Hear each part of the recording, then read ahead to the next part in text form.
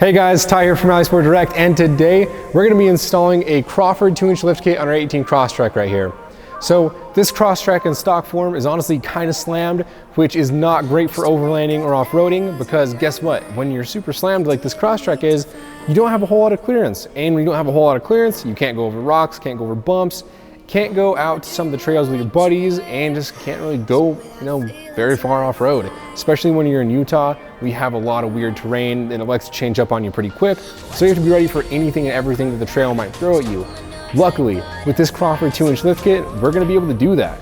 So this thing in stock form is pretty limited to where it's gonna be able to go off-road. And when you lift it, you're gonna get way more clearance. So you're gonna be able to go over basically anything you want to. And rocks, bumps, trenches won't be so much of a concern anymore. So let's get right into the install.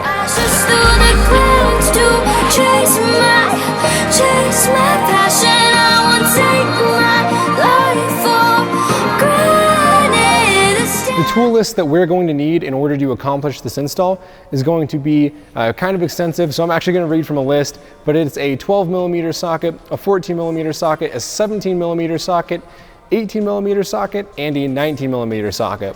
And you can either use a 1/2-inch drive ratchet or an impact. I'm going to be using a little bit of both for this just to make it go a little bit faster. Impact isn't necessary, but preferable. And then a flathead screwdriver, as well as a 14mm standard wrench, a 16mm standard wrench, a 17mm standard wrench, a 18mm standard wrench, and a 19mm standard wrench. So now that we have all those tools out of the way, we can go ahead and start installing. The first step is going to be to remove the sway bar end link from this shock right here.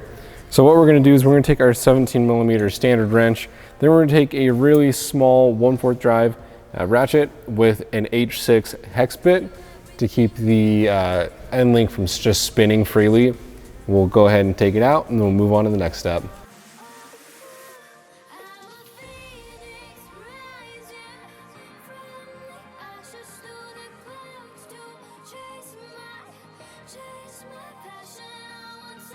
The next step is to take the ABS line, just pop it out, and we're going to go ahead and do that with a flathead screwdriver, just like this. So we're going to remove this brake line right here that I'm wiggling from the shock, and we're just going to do that using a 12mm socket.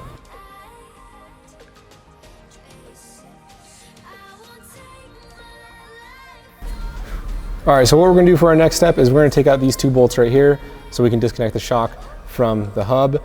Mark it for reference with a paint marker, but what you're going to want to do is you're going to want to add some negative camber once the spacer is on, and reason being is when you're going to add that spacer, you're going to also be adding positive camber to your alignment.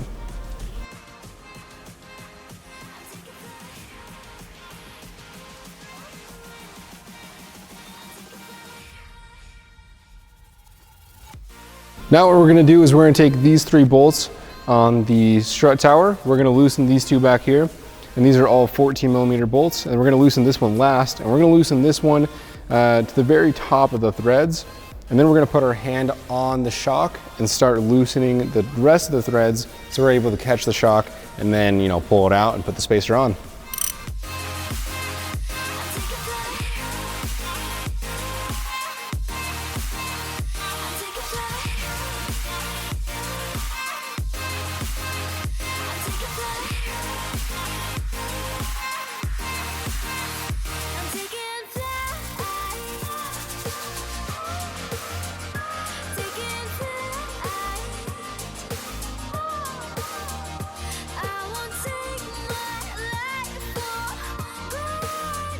Now that we have the shock removed from the vehicle, we're going to go ahead and put on the supplied spacers that Crawford gave us. Be sure to grab the 3 longest ones if we're going to be putting them on the front. The 2 shorter ones are going to be used for the rear.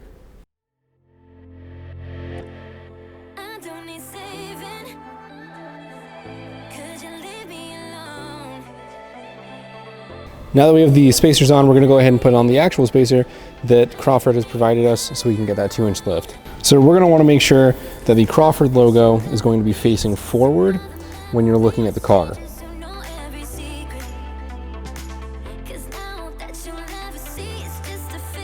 Now we're going to go ahead and, since we have the spacer on the strut, we're going to reinstall it into the car, and we're going to install the 3 bolts onto the top hat first so it can be held in place by the strut tower.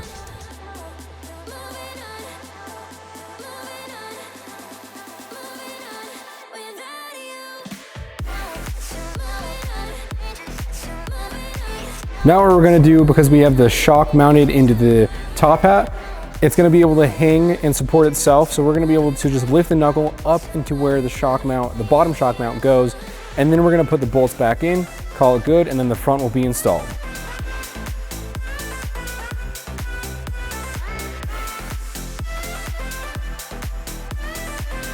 Now that we've got both the bolts back in place, connected to the knuckle and to the shock mount, we're gonna go ahead and tighten them with a 19mm socket and 19mm standard wrench. So now that we've got both the bolts back in place and it's connected to the hub and to the shock mount, I'm gonna go ahead and set it to max negative camber, just because the spacers for the lift kit, like I said before, they're gonna add a ton of positive camber.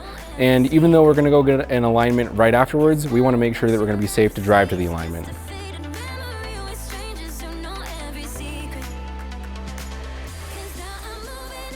What we're gonna do now is we're gonna take off the two 14mm bolts here and here, and we're gonna do that using the socket wrench and a 14mm socket.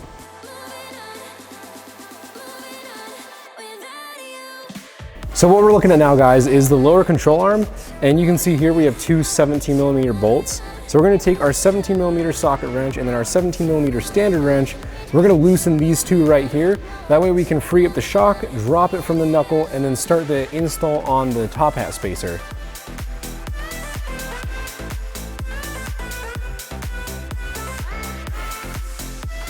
You can see now that we have the two 17mm bolts out of the control arm, which means our shock is now free on the lower mount, and this hub is also free. So what we're gonna do is we're just gonna pull this control arm down.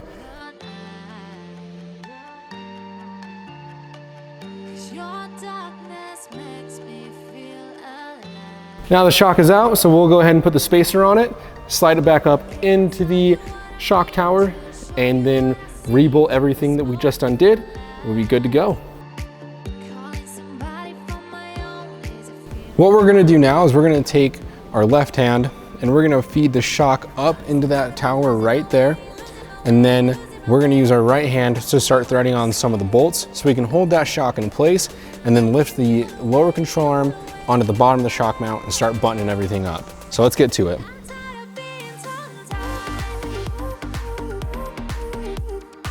So now you can see we have the threads of the shock poking out into the shock tower and into the back seat or the trunk area. We're just gonna go ahead and thread on these 14mm bolts to either side. So once it's secure, we can go ahead and let go of the shock and then start installing the lower control arm to the bottom of the shock and then to the hub. That way we'll be good to lower this down, hit the trails.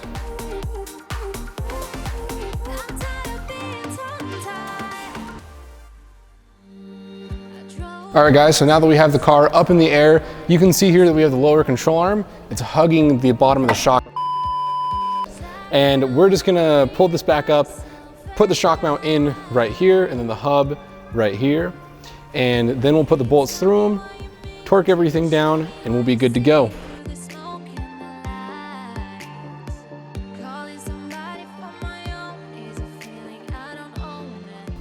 All right guys, and that was the install for the Crawford 2-inch lift kit for our 18 Crosstrek right here. So now we're gonna have a better clearance, we're gonna have a better descent angle, a better ascent angle, and we're just gonna be able to take on way more obstacles than we were before. So it's gonna make this thing actually capable of going off-road, hitting all the trails we wanna hit, and having fun. If you guys liked the video, be sure to like, comment, subscribe, and let us know how we're doing. Have a great day, and I'll see you on the next one.